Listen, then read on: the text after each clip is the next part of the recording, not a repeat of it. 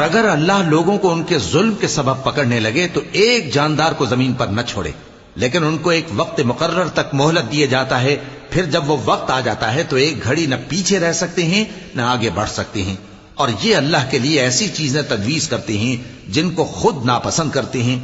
اور زبان سے جھوٹ بکے جاتے ہیں کہ ان کو قیامت کے دن بھلائی یعنی نجات ہوگی۔ کچھ شک نہیں کہ ان کے لیے دوزخ کی آگ تیار ہے، اور یہ دوزخ میں سب سے آگے بھیجے جائیں گے۔